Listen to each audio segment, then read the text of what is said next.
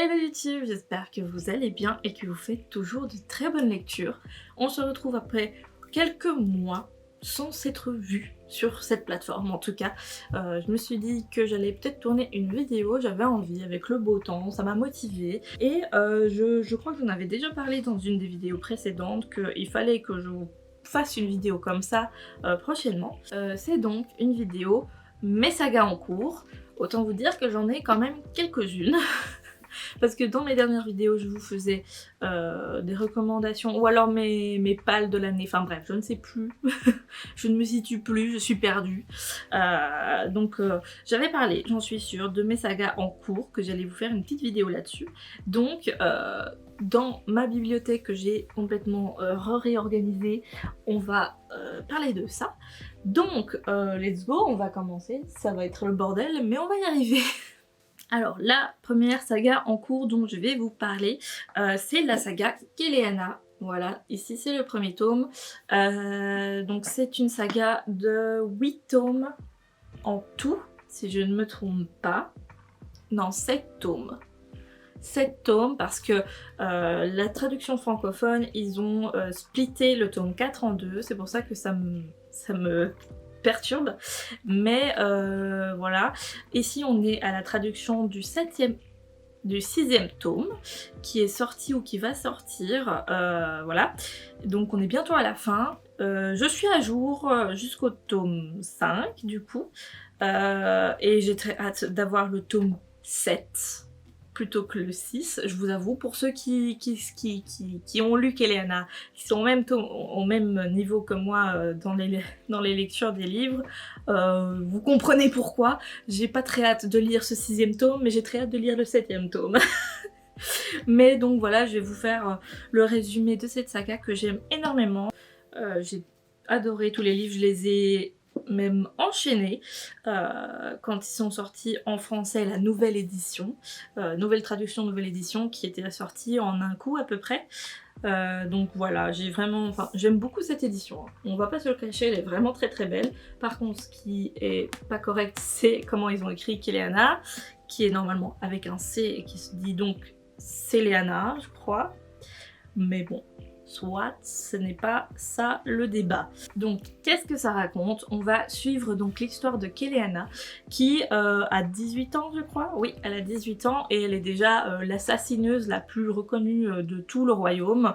À cause de ça, elle va finir donc au bagne, elle va être rendue esclave à cause du fait que c'est une assassineuse, bref, voilà.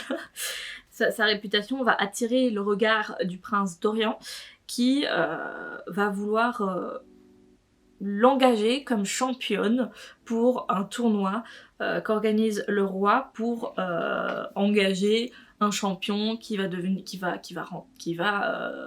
rentrer à son service et réaliser toutes les basses besognes qu'il va demander.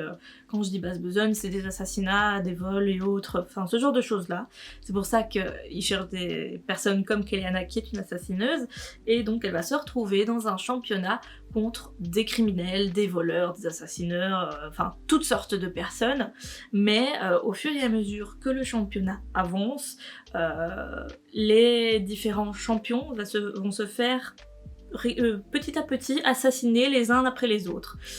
Très bizarre, on ne comprend pas qui, pourquoi, qu'est-ce qui se passe, et donc Keleana va se rendre compte qu'il se passe quelque chose de pas normal et qui va beaucoup plus loin que cette histoire de championnat dans la cour du roi. Donc on va découvrir ce qui s'y passe et ainsi de suite. En tout cas c'est vraiment très cool, je vous le recommande vraiment fort, j'ai très hâte en tout cas de lire la suite. Alors, la deuxième de mes sagas en cours, qui est en cours depuis perpète, j'ai envie de vous dire, c'est la saga Grisha. Je n'ai lu que le tome 1, il y a 3 tomes en tout.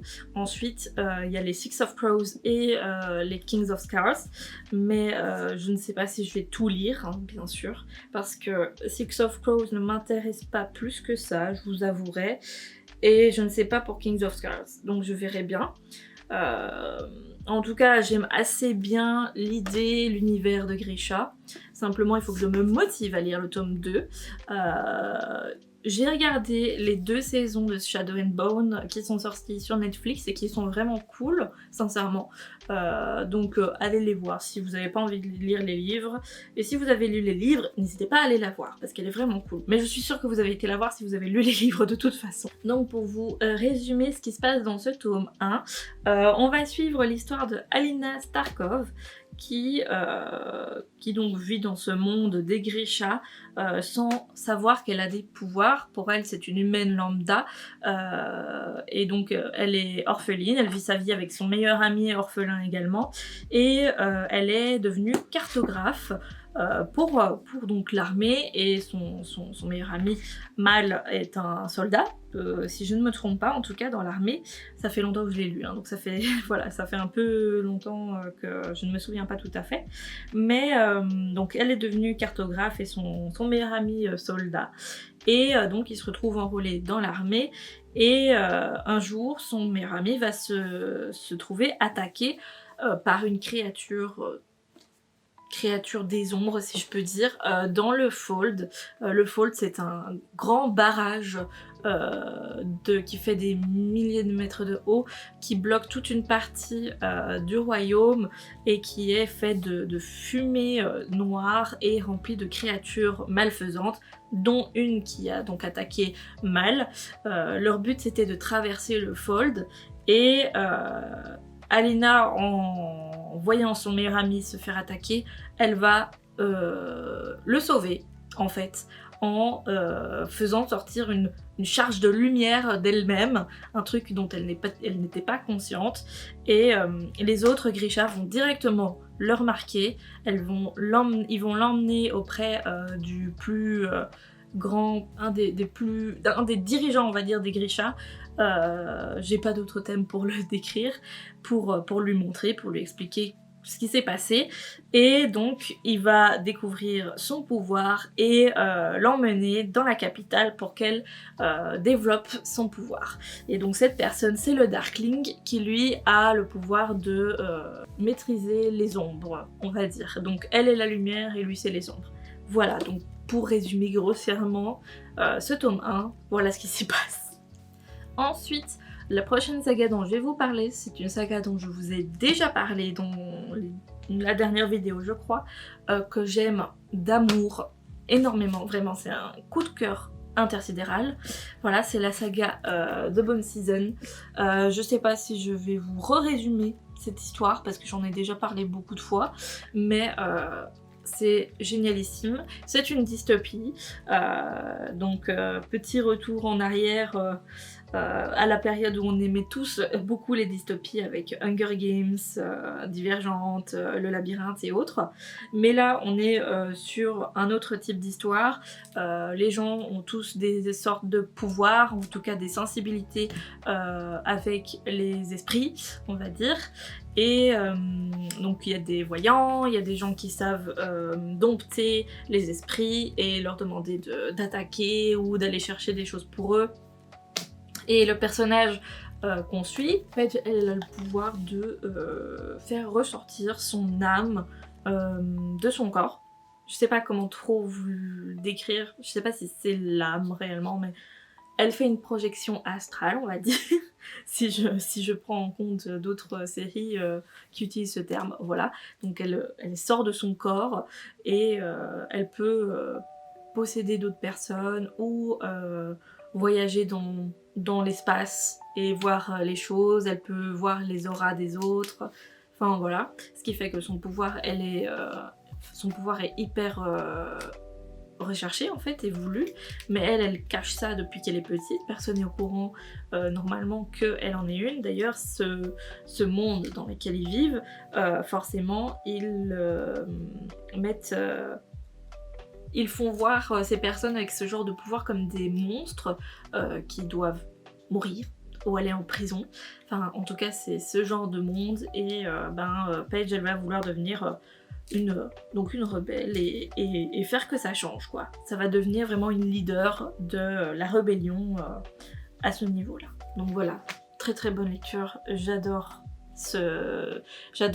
l'écriture de l'autrice sur cette saga. Il y a 4 tomes pour l'instant. On ne sait pas quand sortira le 5e tome, surtout qu'on est sur un énorme cliffhanger à la fin du tome 4. Donc voilà.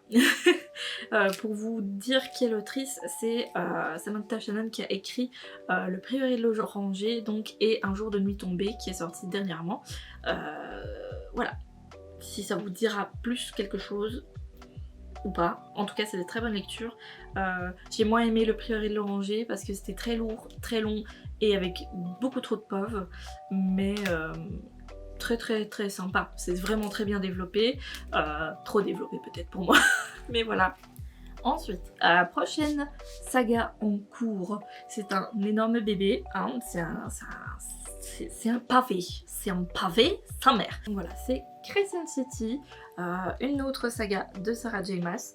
On est sur une pavasse, vous avez jamais vu ça, pareil pour le tome 2. Je sais plus combien va y avoir de tomes dans cette saga. Je crois qu'en tout cas il y en aura 3 pour la saga principale et d'autres pour d'autres personnages, j'imagine, comme pour Akotar. On est sur un univers plutôt urban fantasy. C'est assez sympa. Ce tome-ci, je trouve qu'on est très vite dedans, en tout cas, par rapport au tome 2 où j'ai eu un petit peu plus de mal.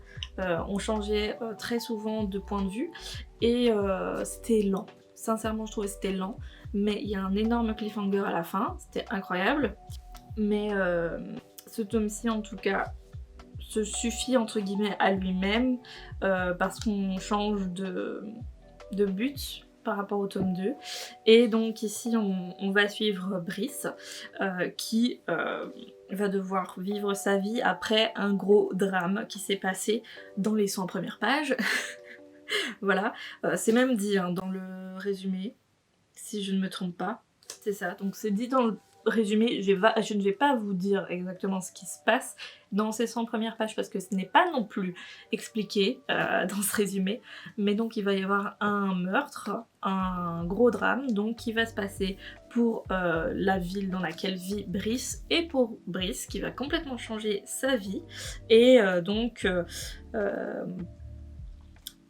on va donc passer ces 100 pages sur le drame, ensuite on est sur 2 ans après, 2 ans après ce drame qui a complètement changé sa vie, et elle va se retrouver en fait embrigadée dans une quête, dans une enquête pour trouver un meurtrier qui s'abat sur toute la ville. Il y a plein de meurtres à la suite régulièrement et en fait cette personne est liée au fameux drame qui s'est passé 2 ans auparavant. Voilà, donc j'ai essayé de pas trop vous spoiler pour vous vous donner peut-être un peu envie, je sais pas, c'était un peu compliqué hein, de vous raconter pour ceci. Mais voilà, c'est une très très bonne lecture. Il faut prévoir le temps pour, hein, parce qu'on est sur de la pavasse. Ensuite, la prochaine saga que j'ai en cours actuellement, on est sur beaucoup de Saxus à la suite hein, pour l'instant, c'est la saga Serpent and Dove.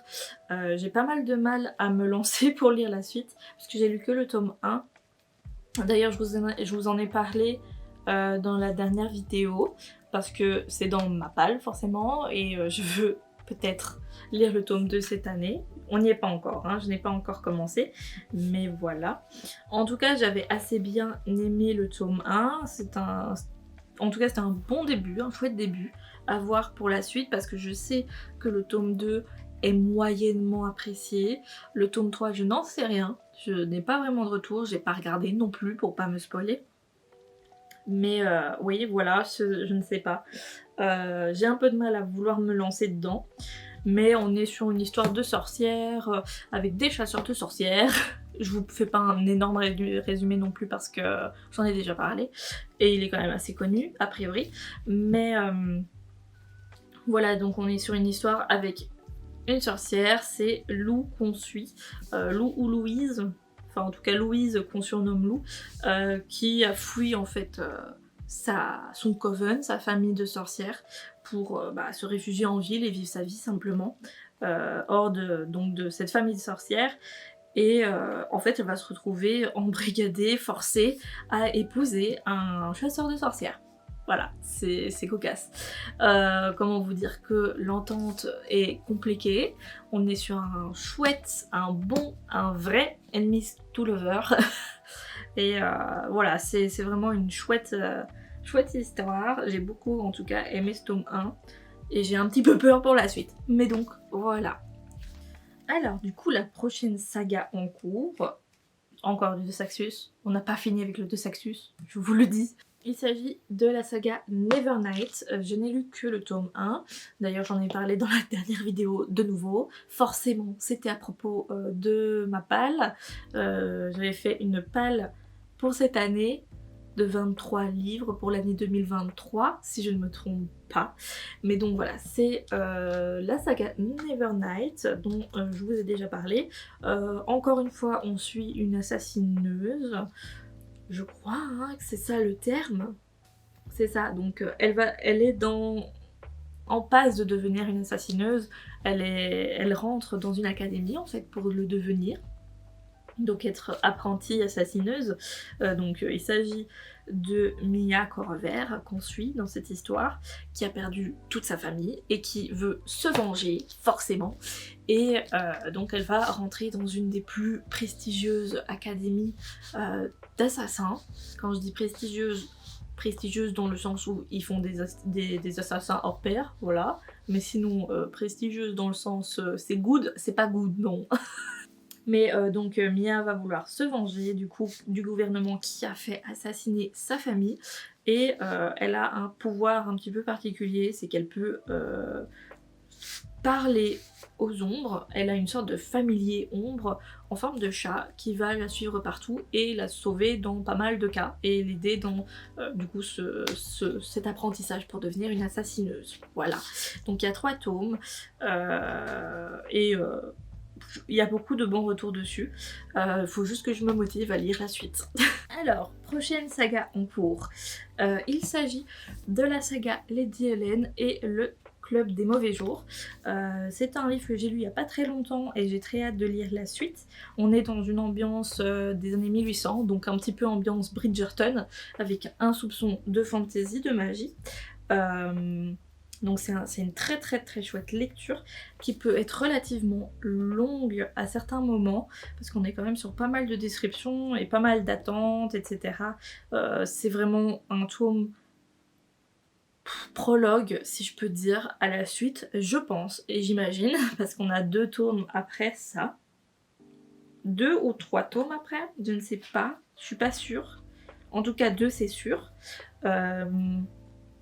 Voilà, donc on suit Lady Helen. Elle va faire son entrée dans le monde et elle vit chez sa tante et son oncle parce que ses 2 parents sont décédés. Son frère, lui, il vit sa vie en tant que jeune homme adulte dans sa propre petite maison. Mais elle est toujours obligée de vivre chez sa tante et chez son oncle, forcément, parce qu'elle n'a pas de mari et elle ne peut pas être prise en charge par son frère. En tout cas, il ne veut pas spécialement. Et du coup, elle va faire la rencontre du Lord Carlston, qui est assez mal vu dans la société. Tout le monde pense qu'il a assassiné sa femme. Je ne sais pas. En tout cas, dans ce tome-ci, on ne sait pas ce qui s'est passé avec sa femme, en tout cas. Et il va faire découvrir à Hélène qu'elle fait partie d'une sorte de caste de genre de personnes qui ont des pouvoirs qui apparaissent à un certain âge. C'est-à-dire que c'est des personnes qui sont des surhommes en fait, et qui peuvent voir des démons, si je peux dire, qui prennent possession des gens pour leur pomper leur énergie et devenir de plus en plus puissants, etc. Et donc il existe ce fameux Club des Mauvais Jours, dont seulement 8 personnes font partie en Angleterre. Je sais plus exactement, mais en tout cas très peu de monde sur le nombre de démons qui existent, qui vont essayer donc de réguler ça et de défendre le monde de ces démons. Et donc ce sont des surhommes dans le sens où ils ont une acuité auditive qui est dingue, améliorée, qu'ils entendent depuis très très loin. Ils ont une force physique et une endurance incroyable par rapport aux gens normaux. Et ils ont des sortes d'intuitions qui peuvent avoir des sortes de perception des différentes possibilités qui va arriver dans le futur très proche. Et donc agir en fonction. Mais voilà, donc c'est un tout petit peu fantasy, un tout petit peu fantastique, et c'est très très très sympa, j'aime beaucoup. Il faut juste que je me motive à lire la suite, et il faut que j'achète la suite aussi, forcément, parce que je n'ai que le tome 1. Mais voilà, je vous le recommande fortement. Ensuite, ma prochaine saga en cours, ça fait beaucoup, hein. Il y a beaucoup de sagas en cours, c'est une catastrophe. Il s'agit de La Passe Miroir. Je n'ai lu que le tome 1 pour l'instant. J'ai le tome 2 qui attend que je le lise. J'espère le lire bientôt. Mais c'est quand même des gros pavés aussi, hein. C'est quand même des gros pavés bien lourds. C'est une saga qui est énormément appréciée, en tout cas. Moi, ce tome 1... j'ai bien aimé l'ambiance, l'univers. Maintenant, en termes d'histoire, c'était très lent. C'était fort lent pour moi. Même si c'était vraiment... ça a beaucoup de potentiel en termes d'histoire, etc. Que, voilà, c'est hyper bien développé, mais c'est très très long, très très lent. Donc là, dans ce tome 1 et les autres tomes, on va suivre Ophélie qui a le don de voir le passé d'un objet en le touchant. Donc elle porte des gants pour s'empêcher de voir le passé de tout ce qu'elle touche. Et elle va être obligée d'épouser Thorn. Comment il s'appelle? Oui, Thorn. C'est tout, qui fait partie du clan des dragons, faisant partie d'une autre citadelle, Citaciel ou Citadelle, Citaciel. En fait, tous les gens dans ce monde vivent dans des citaciels, donc c'est des citadelles qui se trouvent dans les airs, et il y a à chaque fois des familles différentes. Et donc là, elle va être obligée d'épouser Thorn qui se situe dans une autre citaciel et va devoir donc déménager pour vivre avec lui. Et donc on va suivre ses aventures dans ce nouvel endroit et voir comment va évoluer sa relation avec Thorn. En tout cas, il se passe pas énormément de choses dans ce premier tome. Je pense que c'est une sorte de prologue, si on peut dire. Mais on est sur quand même énormément de pages pour un prologue, hein. On est sur un peu plus de 500 pages, donc c'est très très long, très contemplatif. C'est vraiment la découverte de cet univers, mais c'est très sympa. Donc j'ai très hâte de découvrir la suite en espérant que ça sera moins lent pour moi. Voilà. Alors ensuite, je mets ce livre-ci dans les sagas, même si il y a techniquement 2 tomes plus un préquel et potentiellement une suite spin-off, mais voilà, donc je le mets quand même en saga. Il s'agit de La Carte des Confins de Marie Replin, que j'ai lu il y a perpète, donc il faut que je me bouge le cul pour lire la suite. Mais donc c'est une histoire de pirates, très ambiance Pirates des Caraïbes, n'est-ce pas? En tout cas très très sympa. Et le tome 2 est plus épais que ce tome-ci. Il est juste ici. Il est plus épais, donc voilà, à voir comment ça va se passer. Mais donc on va suivre Kali, qui est une voleuse et qui va essayer de trouver la carte des confins. Donc elle a trouvé un fameux compas qui va normalement l'aider à trouver cette carte. Elle va se trouver embrigadée par Blake, le capitaine de la Valonne, qui va la convaincre de l'aider à trouver la carte des confins parce qu'il veut absolument trouver les confins. Elle, c'est pas trop son cas, elle veut pas trop trouver les confins ni la carte, mais voilà, il va la convaincre et petit à petit, ils vont se rapprocher, forcément. Voilà. Donc, histoire de pirates avec de la magie. Voilà, c'est très très chouette, j'ai hâte de lire la suite. Alors, on revient chez De Saxus avec Le Royaume des Damnés que j'ai lu il n'y a pas très longtemps. On est quand même sur une saga de 3 ou 4 tomes, je ne sais plus exactement. C'était bien, mais pas non plus incroyable, j'ai envie de dire. Peut-être un petit peu bancal sur les bords, voilà. Mais en tout cas, ça se laisse lire, c'était sympa. Ce qui me fait beaucoup rire, c'est que les gens, en lisant, se retrouvaient comme dans un livre de recettes. Alors oui, dans pas mal de chapitres, elle commence à décrire une recette qu'elle est en train de faire, mais c'est pas pour autant que je le vois comme un livre de recettes, j'ai envie de dire. Mais bon, voilà, c'est un petit peu la perception de chacun. Mais voilà, c'était une assez bonne lecture. On va suivre Emilia et sa sœur jumelle Vittoria, mais Vittoria va finir assassinée. Ce sont donc des sorcières. Et donc Vittoria, la sœur jumelle d'Emilia, va se faire assassiner. On ne sait pas par qui. Et Emilia va chercher à tout prix à retrouver qui l'a assassinée et se venger.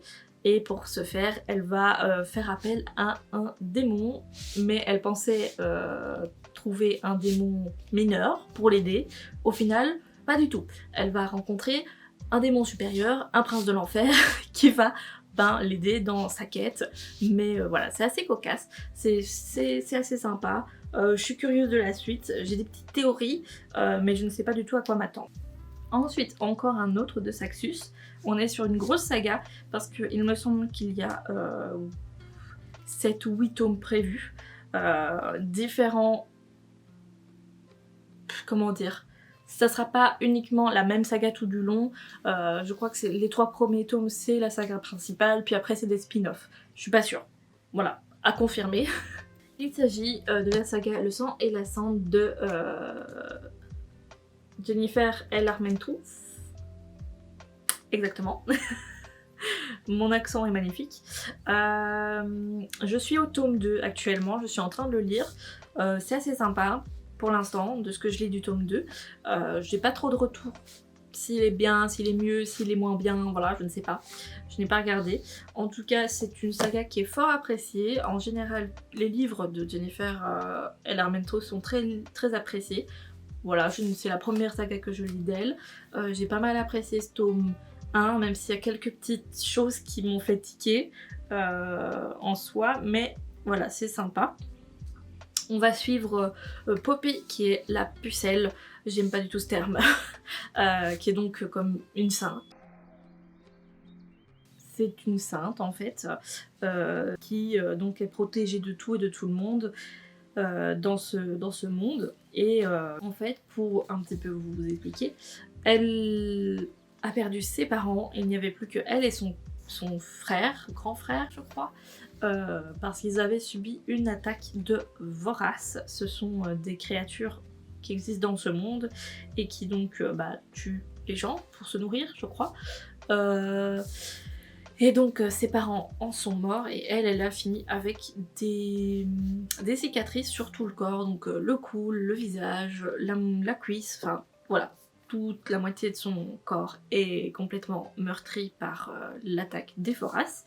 Et bon, à cause de ça, elle porte un voile en permanence, personne ne peut voir son visage. Et donc voilà, c'est une des raisons pour lesquelles je pense qu'elle avait été sélectionnée comme la pucelle. Et en fait, elle va faire la rencontre de Hawk, qui va devenir son garde du corps et qui va la faire un petit peu douter de tout son monde, dans quoi elle a vécu depuis qu'elle est petite, et de ses croyances. Et en fait, pendant cette période-là, un autre royaume cherche la vengeance auprès du sien et va donc l'attaquer en fait pour reprendre ce qui lui appartient. Et Poppy va se retrouver mêlée dans toute cette histoire. Voilà, donc pour essayer de vous résumer, sans trop vous spoiler, c'est un peu compliqué parce que c'est une histoire assez complexe, si j'ai envie de dire. Je me souviens plus tout à fait du tome 1 pour vous dire, mais en tout cas voilà, il y a pas mal de choses qui s'y passent, c'est vraiment une chouette histoire. Et alors pour finir, dernière saga en cours, je vous en ai déjà parlé donc je vais pas m'étaler dessus. Il s'agit d'Ulysse de Feu, une de mes sagas préférées, en tout cas je n'ai lu que le tome 1 et j'ai tellement adoré, il faut vraiment que j'aille acheter le tome 2.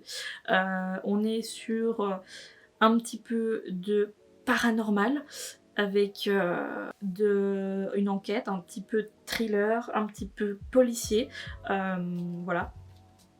Donc le personnage principal, Lily, peut voir l'avenir et va découvrir que sa voisine, son amie, va se faire assassiner et elle va vouloir empêcher ceci alors qu'elle s'était juré qu'elle n'allait plus essayer de contrecarrer les plans de l'avenir, on va dire, et ben elle va se lancer dans la quête de la personne qui va tenter, qui va pas tenter, elle va assassiner sa voisine et, voir pour la sauver.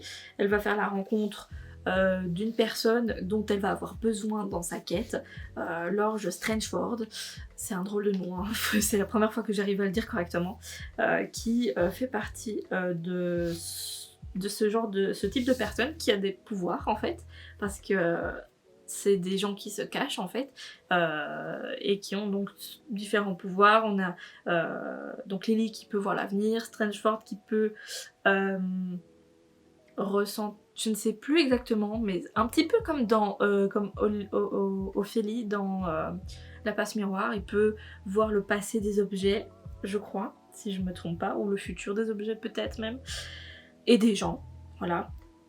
Il y a une personne qui peut parler aux animaux, enfin voilà, il y a toutes sortes de dons, et voilà, donc ça va être vraiment une aventure, une quête de ce fameux assassin, et il va y avoir plein de choses qui vont rentrer en compte, différentes de cette histoire d'assassin, et qui sont super graves. En tout cas, c'est vraiment une très très bonne lecture, j'ai très hâte de lire la suite et je vous la recommande à 200%. Et voilà, je crois que je vous ai tout montré en termes de saga en cours. Je vous parle pas de ma toute vieille palle, je ne sais pas quand je vais m'y remettre, j'avoue. Et il y a beaucoup de choses, j'ai pas envie non plus de passer des heures sur cette vidéo. On va plutôt parler des choses qui sont en cours actuellement et que je risque de finir bientôt. Voilà. On va dire que c'est des sagas en pause qu'il y a là-bas. Voilà. Vous ne le voyez pas, vous ne le verrez jamais. Voilà. Donc voilà, j'espère que cette vidéo vous aura plu, que vous avez peut-être des envies dans ces sagas. N'hésitez pas à me laisser votre avis en commentaire et de me donner votre liste peut-être de sagas en cours si vous aussi vous en avez beaucoup. Bref, voilà, j'espère que ça vous aura plu. On se dit à bientôt, n'hésitez pas à me laisser un petit commentaire, un petit j'aime et à vous abonner, ça fait toujours super plaisir. Et là-dessus, eh ben, je vous laisse et je vous dis à bientôt.